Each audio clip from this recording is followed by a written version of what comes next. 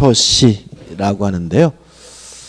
일단 개념은 이렇습니다. 의사와 표시가 불일치됐고요. 그 사실을 알면서 했어요. 따라서 이것도 거짓말입니다. 거짓말이죠. 허위 표시 이런 말을 하는데 진위 아닌 의사 표시와 다른 점은 상대방과 통종했다는 점입니다. 통종이라는 말은 뭐 정을 통했다 이런 얘기가 아니라 짜고 했다 이런 거죠. 그래서 만약에 진위 아닌 의사 표시가 혼자서 하는 거짓말이라면 통종 허위 표시는 상대방과 짜고 하는 거짓말이에요. 효과도 알 수 있어요. 상대방과 짜고 했다면 항상 상대방이 뭐예요? 알고 있는 것이고 항상 알고 있으니까 항상 자연적 해석이고 항상 뭐인 거죠? 무효인 거죠. 다만 이 무효를 가지고 선의의 제3자 모르는 저3자에게 뭐하지 못하냐면 대항하지 못합니다. 법조문이 나와 있죠. 108조 1항 상대방과 통종한 허위의 의사표시는 무효로 한다. 2항 전항의 의사표시 무효는 선의의 제3자에게 뭐하지 못해요? 대항하지 못한다. 간단하죠. 그래서 의의는 짜고 하는 거짓말이고요. 뭐가 나오냐면 판례가 나와요. 아까 우리가 진위 아닌 의사표시 공부할 때는 판례가 중요했거든요. 통종허위 표시는 판례가 그닥 중요한 건 아니에요. 그래서 요 판례만 좀 생각해 보시면 되는데 요 판례는 뭐냐면 요겁니다. A라는 학교가 K라는 은행으로부터 대출을 받으려고 하는데 대출 한도가 다 차가지고 대출을 받을 수가 없어서 갑 교직원을 내세운 거죠. 그래서 갑 교직원이 자기 이름으로 대출을 신청했고요. 요 대출금이 누구한테 갔습니까? 학교로 갔고 이자 원금도 누가 내고 있었죠? 학교가 내고 있었어요. 그래서 누가 돈을 갚느냐? 그래서 아까 우리가 요 교직원들의 대출 신청 행위는 뭐가 아니죠? 진위 아닌 의사표시가 아니니까 유효한 거고 따라서 교직원들은 돈을 갚아야 된다. 이 얘기를 했잖아요. 그죠? 근데 이 사건이 또 벌어진 거죠. 근데 이번에는 변호사가 누굴 기준으로 따졌냐면 학교를 기준으로 따져봤어요. 아까는 뭐였죠? 교직원을 중심으로 따졌죠? 누굴 가지고요? 학교를 가지고. 그러면 학교를 보자고요. 학교는 누가 대출을 받고 싶은 거예요? 학교 자신이 대출을 받고 싶은 거죠. 동의하시죠? 그죠? 근데 대외적으로 누가 내세웠어요? 갑을 내세웠죠? 그러면 명백히 의사표시가 뭐가 돼요? 불일치돼요. 요거는. 그죠? 물론 학교도 어떻게 해요? 알면서 이런 짓을 했고 그 다음에 은행의 태도입니다. 은행은 대출금을 직접 누구한테 줬어요? 학교에다가. 그 말은 결국은 뭐냐? 은행은 단순히 알았다 정도가 아니라 학교하고 뭐예요? 짜고 한 거예요. 그래서 상대방과 뭐 했어요? 통정, 짜고 했으니까 이 대출 신청행위는 통정허위 표시로서 무효다라는 판결을 이끌어내게 됩니다. 따라서 남의 이름으로 대출을 신청하는 것은 진위 아닌 의사표시는 아니지만 뭐이긴 한 거예요? 통정 허위 표시이긴 한 거예요. 근데 이 두 판례가 모순되는 것처럼 느껴져요. 근데 이거는 모순되는 게 아니라 누구예요? 관점을 달리하는 문제고 주장을 달리한 문제니까 모순되다고 생각하지 마시고요. 그냥 받아들이시면 돼요. 그럼 결국은 통정허위 표시로서 뭐예요? 무효니까 뭐 할 필요 없어요? 돈을 갚을 필요가 없다. 이렇게 되는 거죠. 그래서 아까 잠깐 말씀드렸다시피 만약에 변호사가 갑을 기준으로 해서 진위 아닌 의사표시로서 무효입니다라고 주장을 하면 판사 입장에서는 아이 자식 저렇게 주장하면 질 텐데 라고 알더라도 그렇게 주장하지 마세요라고 뭐 할 수는 없어요. 코치해 줄 수는 없는 거예요. 판사는 뭐라고요? 심판. 그냥 주장하는 것에 따라서 그 주장이 막 옳고 그름을 뭐 하는 거예요? 판단해 주는 것이지 판사가 뭐예요? 정의를 구현해 주는 사람은 아니라는 거 주의하시기 바랍니다. 판례를 읽어보지는 않을 거예요. 결론만 기억하시면 되고. 그 다음에 구별 개념에서 1번에서 뭐가 나오죠? 은닉행위가 나오는데 이거는 마지막에 볼 거고 넘겨보시면 뭐가 나오냐면 신탁행위가 나오는데 이것도 좀 이따 볼 거고 사행위가 나오고 그 다음에 뭐가 나와요? 요건이 나오죠. 요건 1번 뭐가 있어야 됩니까? 의사표시가 있어야 한다. 그렇지. 2번 이 의사표시가 뭐죠? 불일치되고 3번 알면서 해야 되죠. 그럼 여기까지는 무엇과 똑같아요? 진이 아닌 의사표시 똑같은 거죠. 다른 점은 뭐죠? 4번 상대방과 통정 짜고 해야 되고요. 5번 왜 짜고 거짓말했는지 이유나 동기는 뭐죠? 묻지 않습니다. 그 다음에 이제 뭐가 나오죠? 효과가 나옵니다. 자 여기서 이제 우리가 딜레마가 생기는데 어차피 법조문은 대단히 뭐요? 단순하죠. 단순한데 시험 문제 아주 잘 내는 편이고요. 그래서 보통 뭘 하냐면 사례로 구성해서 시험 문제를 내요. 그래서 이 부분은 사례 가지고 효과를 뭐죠? 분석해야 되는데 조금 사례가 뭐 할 수 있어요? 복잡할 수가 있어요. 근데 어차피 우리가 시험 볼 때까지 뭐예요? 수십 번 반복할 거니까 너무 걱정하지 마시고 사례는 뭐라고요? 고정적 한 가지 사례만 나옵니다. 자 이런 사례가 나와요. K가요. 갑에게 1억 원을 빌려줬어요. 그러면 K는 뭐죠? 채권자죠. 근데 갑이 돈을 갚아야 되는데 갚기 싫어요. 근데 문제는 안 갚으면 자신이 소유하고 있는 A 건물, 아파트를 채권자가 경매할 것 같아요. 강제 집행할 것 같아요. 그래서 을과 짜고 하지도 않은 매매를 한 것처럼 가장을 해서 갑이 을에게 이전 등기를 해줬다. 이게 이제 시험 문제에 나오게 되는 거죠. 그럼 보자고요. 매매 안 했죠? 둘이 짜고 한 거죠. 따라서 이 가장 매매가 통정허위 표시. 매매가 무효면 무엇도 무효냐면 등기도 무효이기 때문에 갑에게 아직도 뭐가 있는 거예요? 소유권이 있는 거예요. 자, 그리고 나서 갑이 이제 안심하고 있었는데 갑자기 을이 전화를 안 받아요. 카톡을 해도 씹어요. 그래서 알아봤더니 을이 부동산 사무실을 들락달락 한다는 소문이 있어요. 그래서 깜짝 놀랐어요. 갑이 을의 집 앞에서 기다리고 있다 을을 잡았어요. 잡아가지고 야, 그 아파트 돌려줘 그랬더니 을이 뭐 임마 내가 너한테 샀잖아 라고 우겨요. 요랬을 때 갑이 스스로 소송을 제기해서 판사님 을에게 한 거는 진짜 한 게 아니라 가짜입니다. 따라서 매매도 무효고 등기도 무효니까 요 을의 등기를 말소해 달라고 말소를 청구하는 것이 가능할까요? 가능하지 않을까요? 여기서 이제 이런 경향이 있어요. 공부를 덜 하면 가능하다. 조금 하면 불가능하다. 좀 더 하면 뭐죠? 가능하다. 이렇게 되거든요. 자, 왜 그러냐면 보자고요.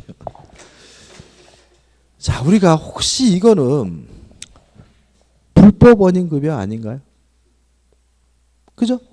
갑이 을녀를 사랑해서 첩계약을 하고 갑이 을에게 이전 등기를 줬다면 등기가 무효라 하더라도 돌려달라고 할 수는 없다. 왜요?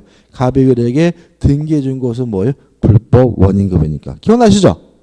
그죠? 그럼 이제 어떻게 해요? 말소를 청구할 수가 없다. 이렇게 되거든요. 근데 여기서 좀 더 하신 분들은 자, 우리가 인간 본성에 바르는 뭐 하잖아요? 반사회적이지 않죠. 그래서 우리가 세금 회피 또 뭐가 있었어요? 채무 회피가 있었죠. 채무 회피는 인간이면 누구나 다 당연히 하는 것으로 이해합니다. 따라서 갑이 을 갖자고 하지도 않은 등기를 한 것처럼 가정한 것은 뭐 한 거예요? 돈 갚기 싫어서죠. 채무회피. 따라서 뭐 하잖아요? 반사회적이지는 않습니다. 따라서 갑이 을에게 등기해 준 것은 뭐는 아니에요? 불법 원인급여는 아닙니다. 왜요? 반사회적이지 않으니까. 따라서 갑은 스스로 무효임을 주장하면서 말소를 청구하는 것이 뭐죠? 가능하다. 이렇게 되는 거죠. 이해되시죠? 그죠? 그래서 아까 저번 주에 제가 그랬어요. 요 채무회피는 반사회적이지 않다는 거 다음 주에도 말씀드릴 겁니다라고 했던 기억이 안 나시죠? 그죠? 아무튼 말소를 청구하는 것이 가능하다. 왜요? 채무회피는 인간 본성의 발현이니까 뭐 하잖아요?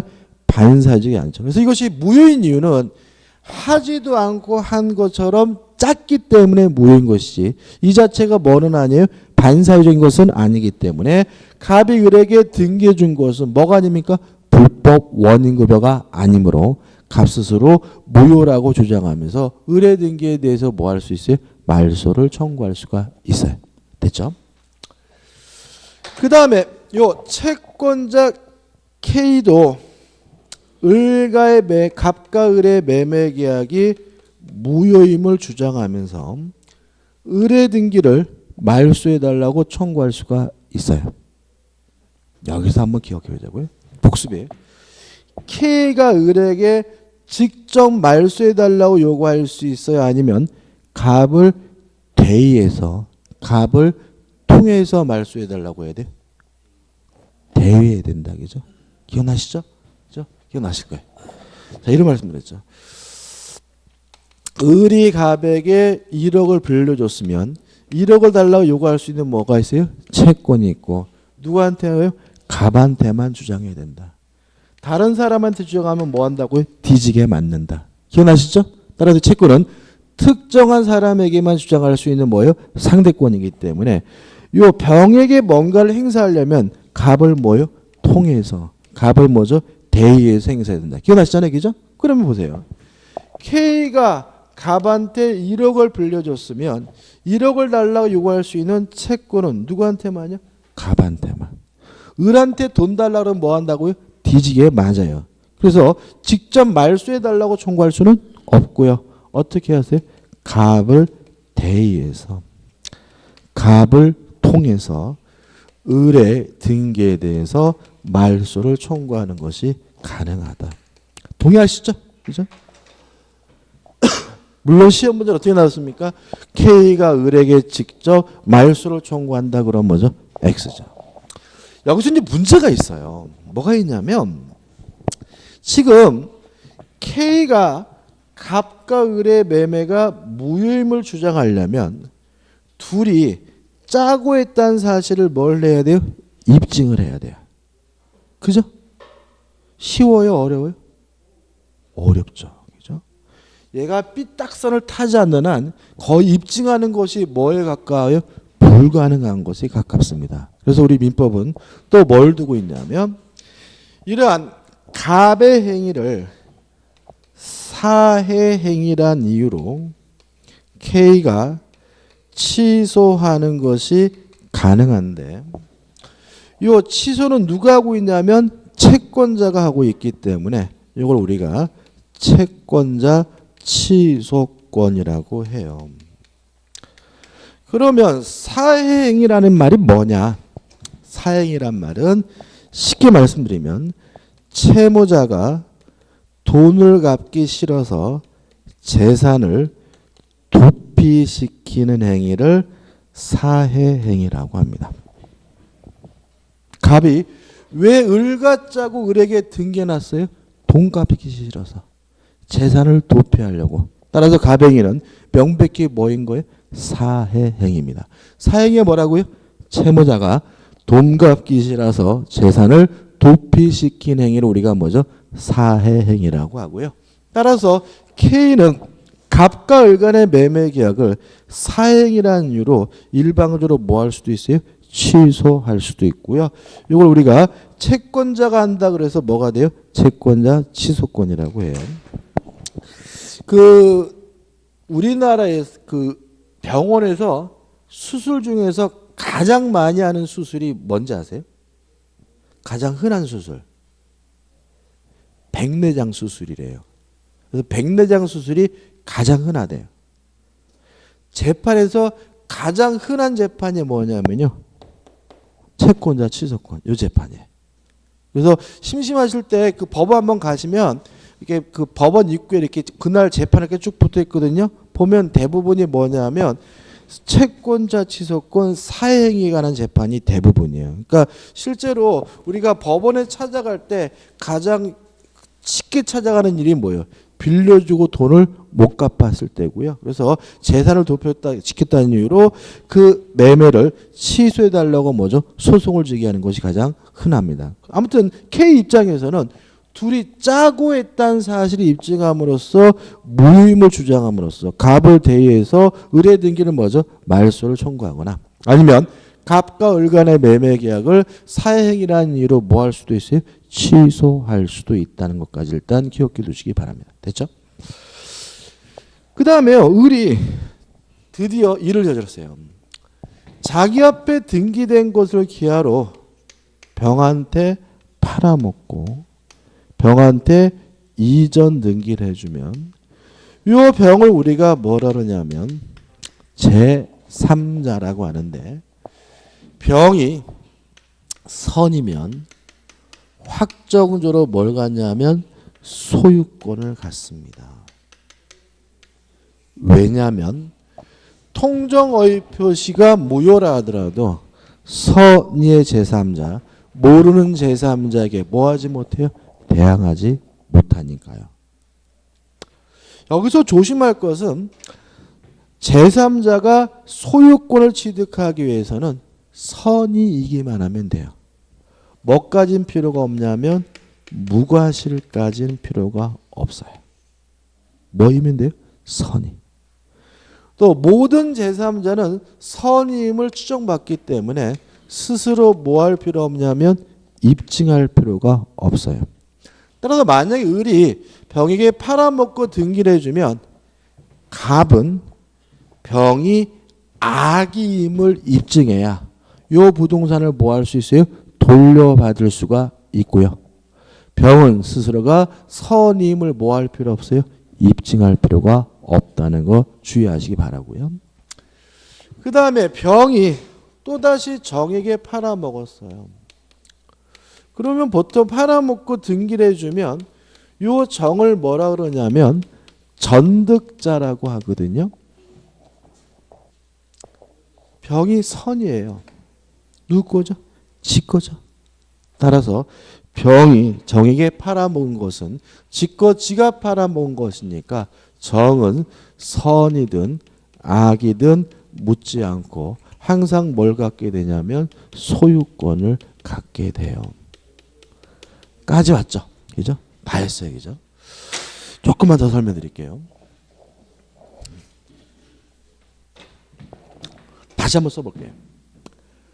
갑이 을과 만나서 하지도 않은 매매를 한 것처럼 가장을 해서 갑이 을에게 등기를 해주면 매매도 무효고 등기도 무효이기 때문에 여전히 갑에게 뭐가 있어요? 소유권이 있는데 을이 자기 앞에 등기된 것을 기하로 병한테 팔아먹었어요. 병한테 팔아먹고 병한테 이전 등기를 해줬어요. 병이 악이에요.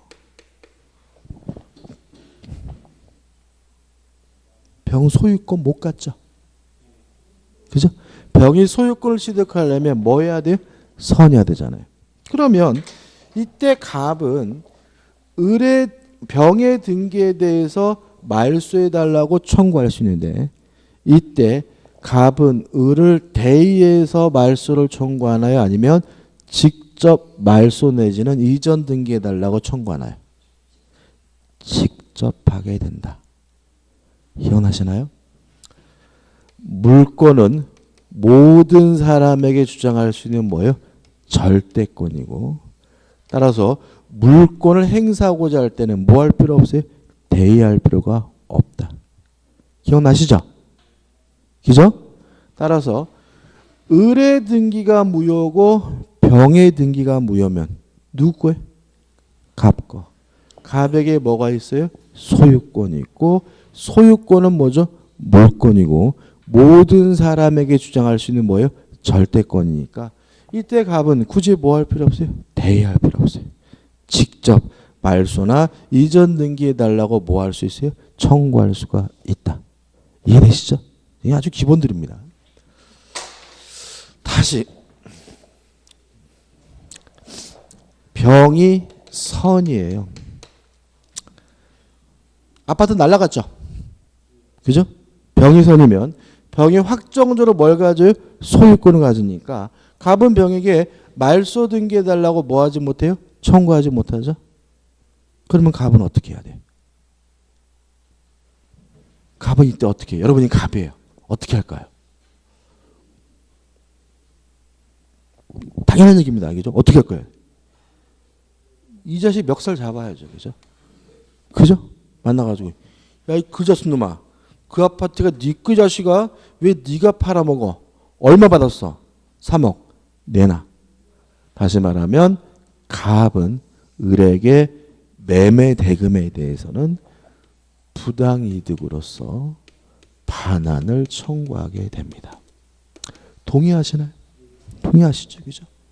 그 다음에 을이 병한테 팔아먹고 등기해줘서 병이 소유권을 취득하면 갑 손해를 입었죠. 그죠? 자, 기억나시나요? 고의나 과실로 타인에게 손을 입히는 게 뭐라고요? 불법행위. 기억나시죠? 민법은 참 이게 어려운 게 계속해서 스토리가 뭐가 된다 그랬어요? 연결된다 그랬어요. 그죠? 자, 고의나 과실로 타인에게 손을 입히는 게 뭐죠? 불법행위잖아요. 을이 병한테 팔아먹고 병이 소유권을 가지면 을이 고의로 갑에게 뭘 입힌 거예요? 손해를. 따라서 갑은 을에게 불법행위를 원인으로 무엇도 청구할 수 있습니까? 손해배상도 청구할 수가 있다. 이렇게 되는 거죠. 이해되시죠? 그럼 여기서 왜 병에게 소유권을 인정해 주는지 아시겠어요? 거래의 안전보호를 위한 거죠. 을을 보호하겠다는 얘기는 아닙니다. 그죠? 을이 나쁜 놈이잖아요. 따라서 갑은 을에게 돈은 달라고 할 수 있어요. 그렇지만 소유권 자체는 누구한테 넘어갔어요? 병한테 넘어갔기 때문에 이 아파트를 뭐 할 수 없어요? 돌려받을 수는 없다는 관계가 된다는 거지 이해하시면 됩니다. 이게 뭐죠? 전부고 중요한 부분이기 때문에 이것도 여러분하고 저하고 한 수십 번 반복해야 될 내용들입니다. 자, 그럼 보자고요. 자, 효과 해가지고 1번 당사자 사이에는 언제나 뭐죠? 무효다. 처음에 나와 있는 내용은 뭡니까? 갑이 을에게 등기해 준 것은 불법 원인급여가 아니기 때문에 갑 스스로 무효라고 주장하면서 을의 등기에 대해서 뭐 할 수 있어요? 말소 등기를 청구할 수가 있다. 그죠? 읽어봐야 되네? 안 읽어봐야 되겠죠? 그 다음에 판례 해가지고 나와 있는 것은 제3자의 개념인데 한번 나중에 볼 거고요. 판례는 중요하지 않습니다. 그 다음 넘겨보시면 제3자에 대한 효과에서 갑은 누구한테 대항하지 못합니까? 선의 제3자에게는 대항하지 못합니다. 그럼 여기 뭐겠어요? 제3자가 선이면 확정적으로 뭘 갖게 돼요? 소유권을 갖게 되고 주의하실 점은 제3자는 뭐 가진 필요가 없어요? 무과실 가진 필요가 없고 제3자가 스스로 자신이 선임을 뭐 할 필요 없어요? 입증할 필요가 없다. 그죠? 그 다음에 판례는 일단 의미가 없고요. 그 다음에 나번해가지고 선의 제3자로부터 다시 권리를 전득한 자. 자, 정의죠? 전득자. 병이 선이어서 확정적으로 뭘 가졌어요? 소유권을 가졌다면 지껏 지가 팔아먹은 것이니까 정은 선이든 악이든 묻지 않고 뭘 갖게 돼요? 소유권을 갖게 된다. 그 다음 우측에 답은 허위 표시에서의 선의의 제3자의 의미가 나오죠. 그죠? 이게 좀 어렵습니다. 어려운데 교재 그 박스로 정리되어 있잖아요. 그죠? 근데 이거 나중에 한번 외우지 않아도 돼요. 이 장이 당연히 머릿속에 들어오시게 되는데 일단 박스에 나오는 내용이 무슨 말인지 모르더라도 너무 일단 신경 쓰지 마세요. 그죠? 모르는 말은 뭐죠? D 할 것이기 때문에 모르는 것뿐이에요. 그죠? 자, 한번 생각해 보죠. 갑과 을은 제3자가 아니죠. 그죠? 따라서 당사자는 뭐가 아니에요? 제3자가 아닙니다. 그 다음에 을에서 병으로 넘어올 때 매매가 아니라 상속으로 넘어오면 이때 병은 제3자가 아니에요. 왜냐하면 상속은 민사상 법적주의도 상속시켜요. 아버지가 당사자면 상속받은 사람도 뭐예요? 당사자인 거예요. 따라서 상속받은 사람도 뭐가 아니에요? 제3자가 아닙니다. 그러면 상속받은 사람 포괄승계인도 뭐가 아니에요? 제3자가 아닌 거예요. 동의하시죠? 그럼 일단 제3자가 누구냐? 당사자와 포괄승계인을 제외한 사람이에요. 문제가 있어요. K는 당사자도 아니고 상속받은 사람도 아니죠. 그죠? 근데 K는 제3자가 아니에요.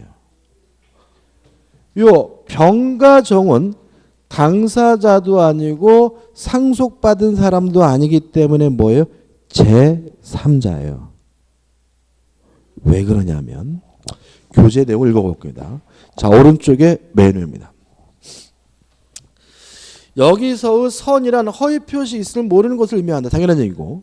그런데 여기서 제3자는 의미가 일반적인 제3자 의미보다 다소 의미가 축소되고 있다. 즉 일반적 의미에서 제3자는 당사자와 포괄승계인 이외의 모든 자를 의미하지만 허위 표시에 있어서는 허위 표시를 기하로 새로운 이해관계를 맺은 자로 한정된다는 점이다. 키가 되는 단어는 뭐죠? 새로운이라는 세 글자예요. 뭐 해야 돼요? 새로워야 돼. 병과 정은 통정허위 표시 후에 이해관계를 가졌기 때문에 새롭기 때문에 뭐예요? 제3자인 거예요. K는 통정허위 표시 전에 돈을 빌려줬기 때문에 새롭지 않아서 뭐가 아니에요? 제3자가 아닌 거예요. 실제로 박스에 나와 있는 얘들도 결국은 뭐냐면 전이냐 후인지를 판단할 수 있습니다. 그래서 만약에 우리가 이것도 외우는 게 아니라 그랬죠? 외우는 게 아니라 통정허위 표시 후에 이해관계를 가졌다면 뭐가 돼요? 새롭기 때문에 뭐예요? 제3자고.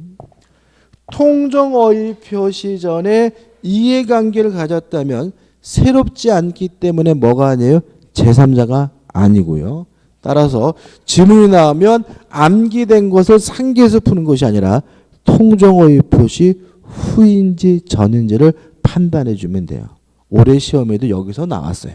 여기 나왔어요. 그죠? 물론 전에 이해관계를 가졌다면 뭐가 아니에요? 제3자가 아니고 통정허위 표시 후에 이해관계를 가졌다면 뭐예요? 제3자다. 요것만으로 문제를 풀 수 있는 지문이 나왔어요. 그래서 오늘 박스는 안 할 겁니다. 그죠? 이거고.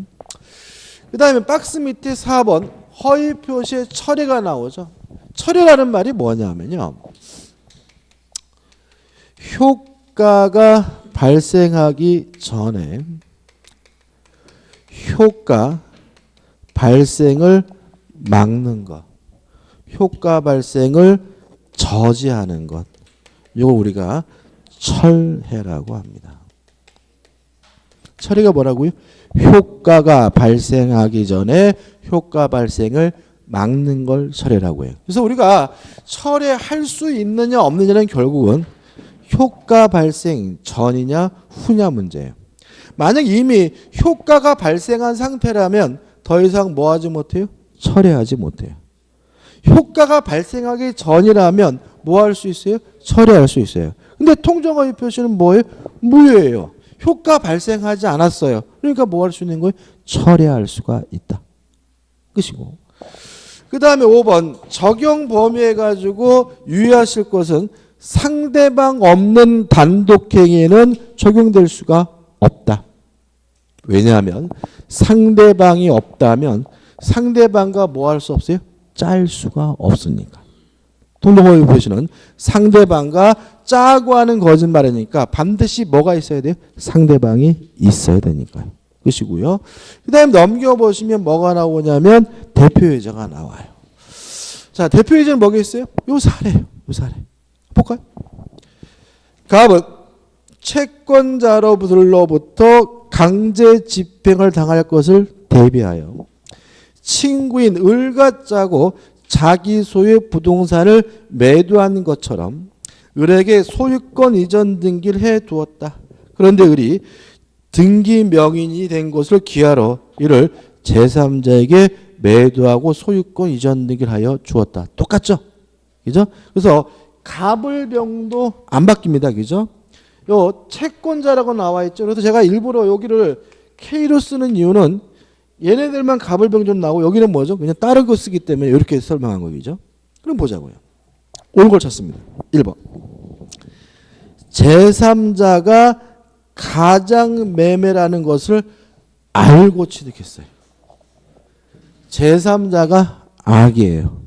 소유권 취득할 수 없죠. 따라서 갑은 병에게 직접 말소 등기해달라고 뭐 할 수 있어요? 청구할 수가 있으니까 가장 매물한 당사자인 갑은 제3자에게 소유권 반환을 청구할 수 없다. X. 2번.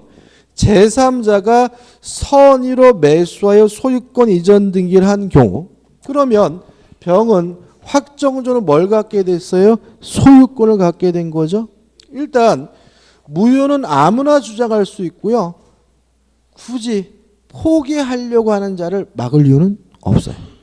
따라서 무효야 가져가 병이 스스로 하는 건 상관이 없기 때문에 이후에 가장 매매인 것을 알게 된 제3자가 가장 매매 무효를 주장할 수 있다. 이거는 맞는 질문이에요.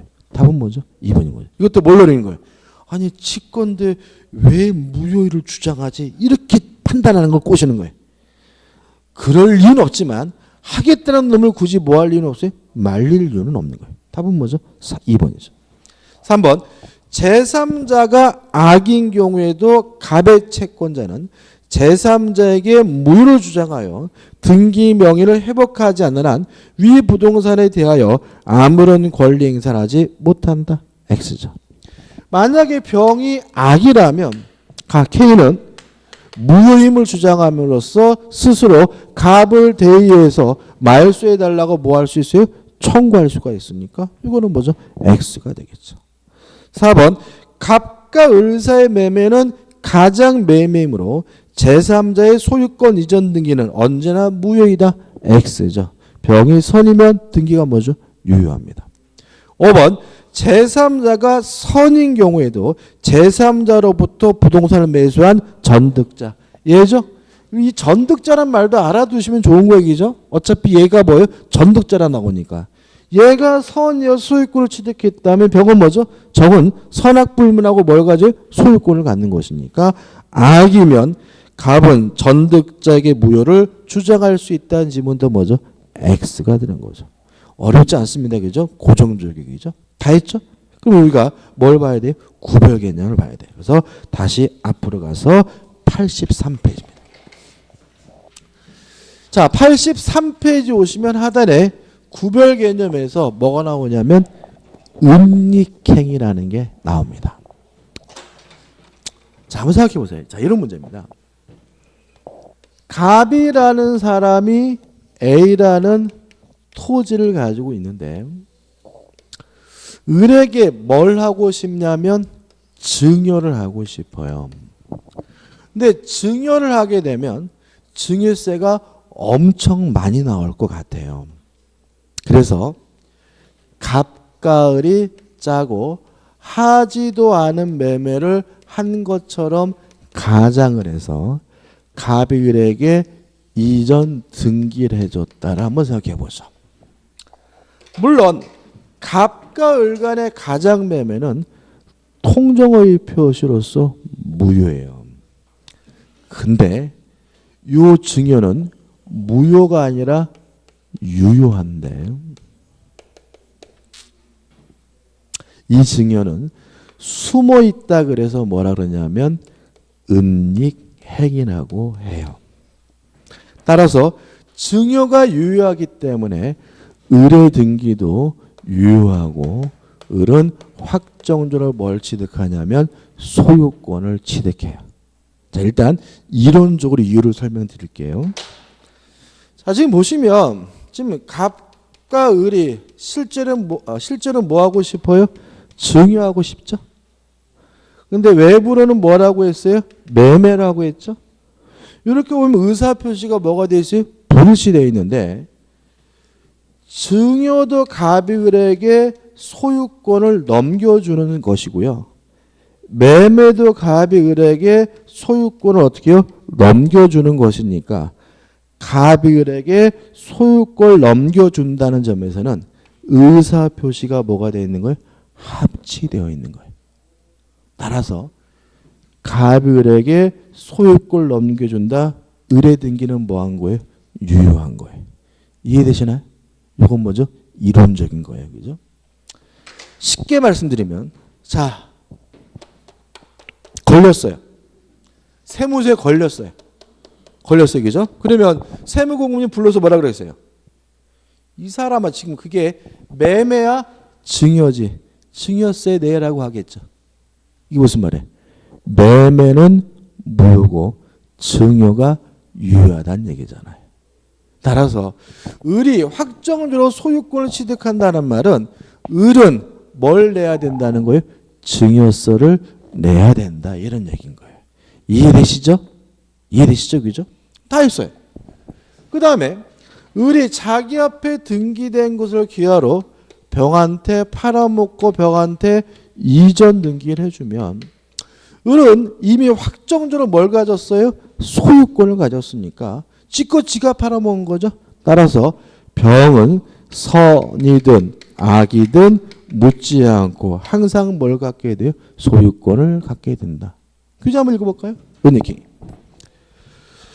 자, 읽어볼게요.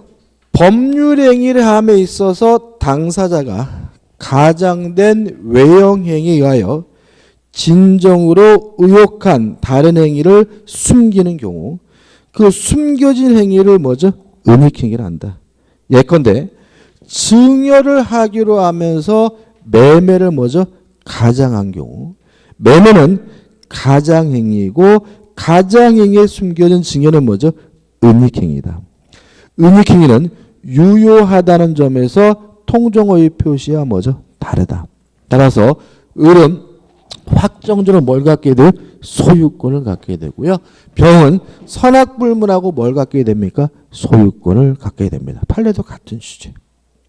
그 다음 밑에 이제 뭐가 나오죠? 신탁행위가 나오죠. 밑에 뭐죠? 사행이 나오죠. 자, 사행위는 뭐였습니까? 사행위, 채무자가 돈 갚기 싫어서 재산을 도피시키는 행위를 뭐라 그래요? 사해행위라고 하고, 채권자가 뭐 할 수 있어요? 취소할 수 있다. 사행위는 끝난 겁니다. 그죠? 그래서 오늘 마지막, 오늘 뭐만 하면 돼요? 신탁행위만 하면 수업 끝낼 거고, 차고부터 다음 주에 할 거예요. 그죠? 자, 신탁행위라는 개념이 좀 까다롭습니다. 까다롭고 별 내용도 없기 때문에, 별 내용이 없는 건 아니네요. 한번 더 볼까요? 신탁행위 한번 읽어볼게요.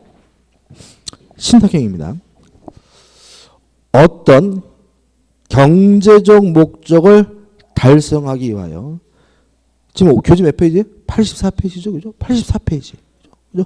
84페이지 판례 밑에, 왜 엉뚱한 데 펴고 계시지? 84페이지.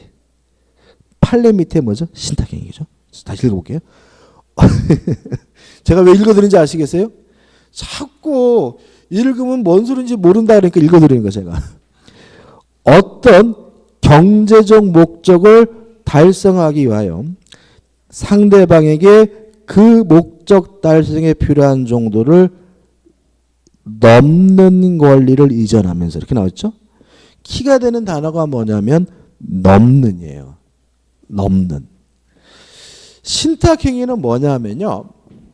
주고자 하는 것보다 큰 것을 주는 척하는 걸 신탁행위라고 합니다. 자, 신탁행위가 뭐라고요? 주고자 하는 것보다 큰 것을 주는 척하는 걸 우리가 뭐죠? 신탁행위라고 해요. 원래는 투자 신탁회사 그런 거 많이 들어보셨잖아요.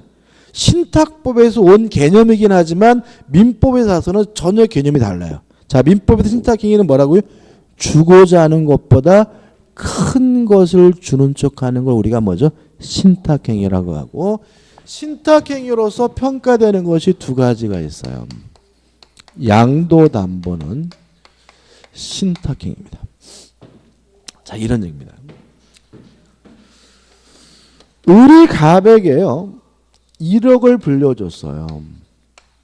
1억을 빌려주고 갑소유 부동산에다가 담보를 설정하려고 하는데, 문제는 이 건물의 시사가 예를 들어서 1억 2천이라고 가정을 해볼게요. 그러면요 을은 여기다가 저당권 설정하고 1억 못 빌려줘요. 왜요? 나중에 갑이 돈을 안 갚았을 때, 경매했을 때 1억을 확보한다는 보장이 없어요. 동의하시죠? 그죠? 그러면 채권자 입장에서는 요 1억 2천짜리 건물은 뭐죠?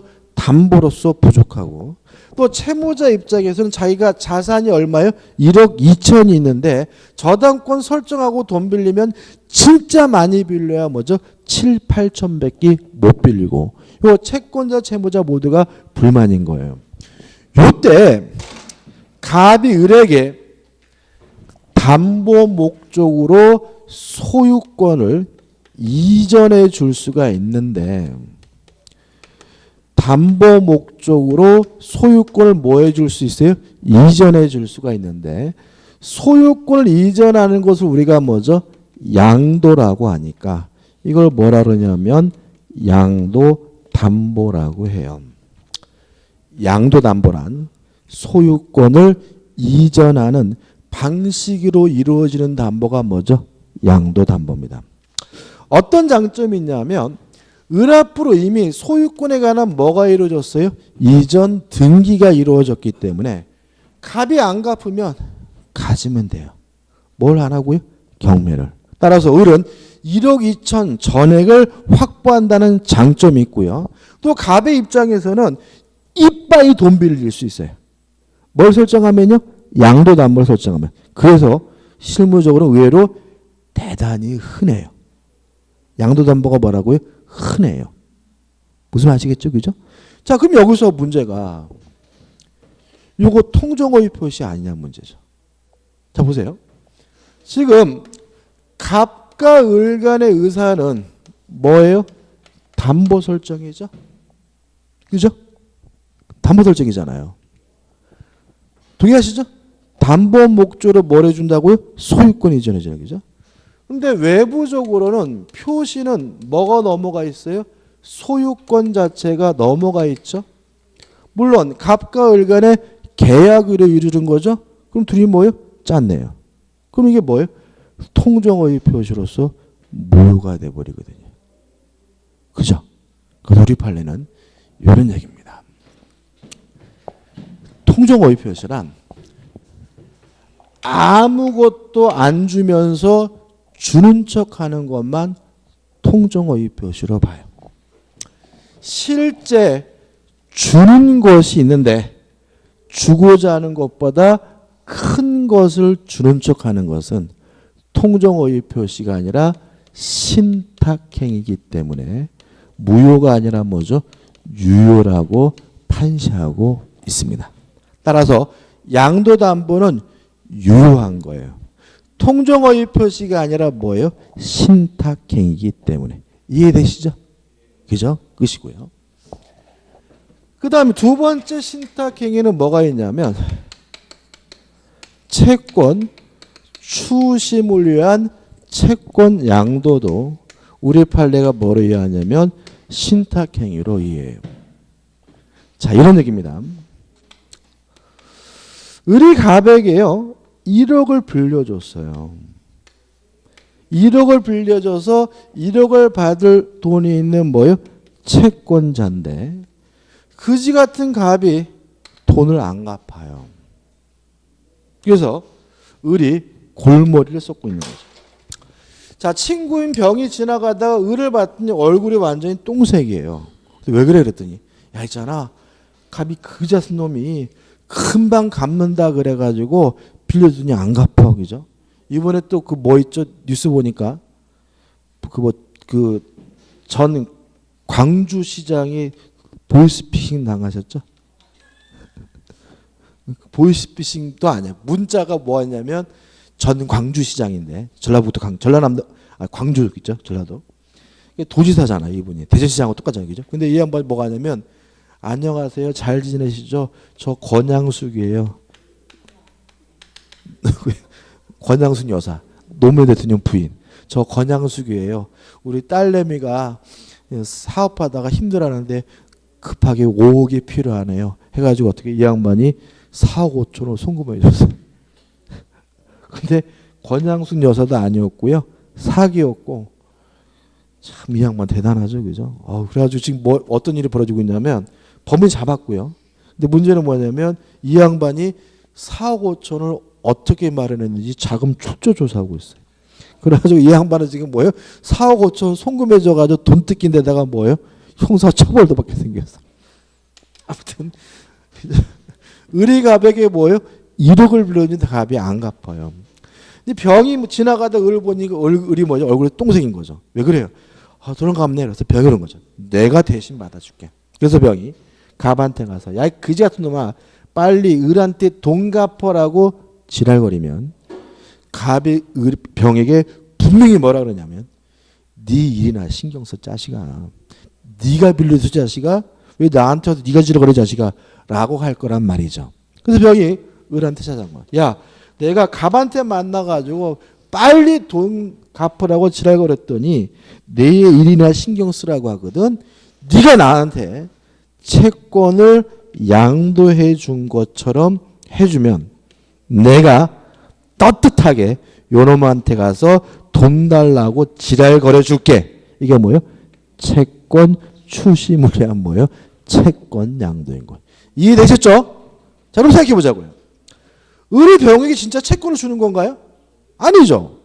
을은 병에게 대신 채무를 추신할 수 있는 대리권 정도를 주고 싶은 거죠. 근데 외부적으로는 실제로 뭐가요?